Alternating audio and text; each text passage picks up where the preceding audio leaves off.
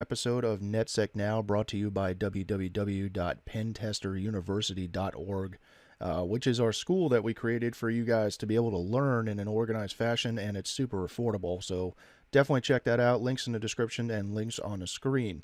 So today I wanted to make a video about a tool called DNS and I really like to use this tool in the pen test that I do personally because it does help give you more information about your target. So what it really does is queries the host name or the IP address's DNS server and gives you as much information as it can. It'll do things like A records and all that good stuff. It'll try to do zone transfers, even though zone transfers really are far and few in between these days because DNSSEC, places like Cloudflare, third-party providers like that. So, but it will give you some information to help you pinpoint your targets. So let's get started. So you fire up your Kali Linux box or whatever Linux machine you have if you have DNSenum installed there. Now this is one of many tools, like I said, that I will use in a pen test in my information gathering or recon phases. And certainly you've probably seen our videos on that here on YouTube. And if you're part of our school at pentesteruniversity.org, you'll probably have already seen that in some of the videos as well. So the command is simply, and you don't need to be root or you don't even need to be a sudoer to do this, so that's pretty good, is DNSenum. And of course you can always issue TAC-H for the help, and you can get a list of all the flags and arguments that it actually takes, and you can do some pretty in-depth stuff with this, and I encourage you on your own time here to investigate every single one of these things. Really, so you can do thread counts, you could specify DNS server, and then that's going to use this DNS server for A queries, NS, and MX queries as well.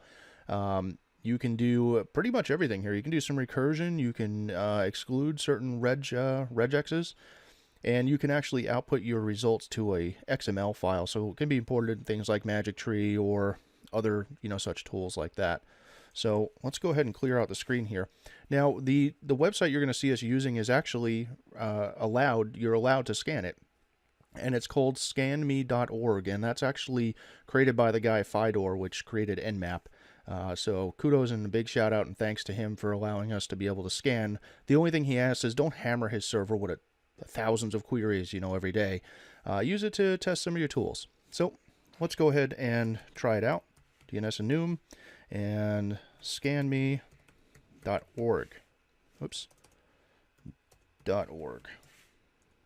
And hit enter. And you can see it actually puts it into a nice interface list for us here. So let's go through some of the information and see what it came up with. Now, mind you, if you were to enter in some of those flags that we looked at in the help section, you probably get better results, or more in-depth results. But just a basic overview of the tool here.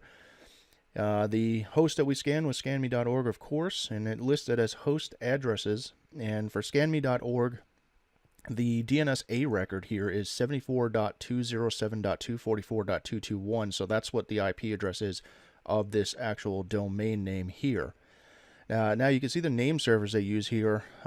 Looks like they're using 5 name servers, NS1, NS2, NS4. It's all at linode.com, and of course those A records there pointing to those IP addresses of those specific DNS servers are in fact looking like they're in the same subnet range. However, the last digits are different, so that's something to note down. And it found a mail server here. Now, mail servers can be useful. You could check out to see what the mail server is. You could, go to see what server version they're using of whatever, SMTP or POP3 software they're using there. You can use this to be able to spoof. You can use this to brute force. You can use this for social engineering purposes using the first 2 scenarios. So there's a wealth of information in that itself. It may not look much to you guys, but I will tell you that it has helped me sometimes. Especially if you're trying to find hidden IP addresses on a company's, say for instance you're doing an internal pen test, or you somehow got into the network and they have their own name servers there. Well, of course, you're going to want to find out everything that belongs in that name server. So any kind of hidden IP addresses or services maybe that are hiding on different servers somewhere, Definitely a good tool. So, of course, like I said, I tried to do a zone transfer here and get the Bind version. Bind is the software that runs most DNS servers, especially the ones out in the world these days. And of course, it can't do any zone transfers. It was refused because I'm sure he's using DNSSEC or Cloudflare or something to that effect. Zone transfers are very, very bad, right? So it used to be where that was like nobody really knew about it until we found out that zone transfers were quite possible by public users. Now you have to have keys and all sorts of stuff, but authoritative and stuff like that. But it was dangerous because it gave out just a crazy wealth of information. So, of course, nowadays, as time progresses, things get patched and fixed. So that's definitely good. You can specify brute force files to brute force subdomains. There's a crazy amount of stuff you can do with DNSenum, but that's pretty much it. That's the simplistic version of it. Again, I encourage you in your own time here to go through some of these flags and check them out and do some testing against scanme.org. And again, guys, I hope to see you in the school. A lot of you I do see in the school, and I appreciate all that. I appreciate the support. It's definitely a more affordable option at pentesteruniversity.org than, say, Sans Pentest, and a lot of our information starts from start to finish.